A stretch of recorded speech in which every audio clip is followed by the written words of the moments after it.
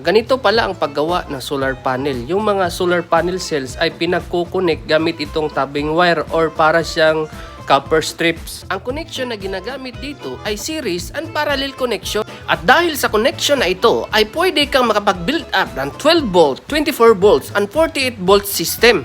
At hindi lang yan mga idolo, dahil sa ibang bansa ay kaya pa nilang i-repair ang muntik ng matumba na pader. Ginamitan lamang ito ng pulley at ng mga kadena at hinila ito ng sabay-sabay. At dahil sa pulling technique na ito ay hindi na masyadong gagastos ang may-ari dito. Dahil napag-usapan rin lang natin ang gastos ay tiyak na tipid ang may-ari dito. Dahil tingnan nyo naman yan, mag-sitting ng mga bricks. Kung makapaglatag ay wala nang bukas. Sa sobrang bilis niya ay kaya niya makapaglatag ng 300 bricks in 2 minutes.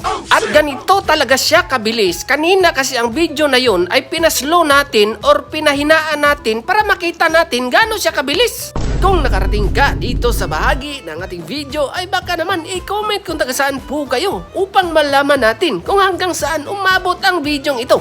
Para malaman na legit ang bilis ni Kuya ay tingnan nyo yung tao na nagtatrabaho din sa likod. Doon nyo malalaman na legit yung bilis niya, hindi lang pinabilisan.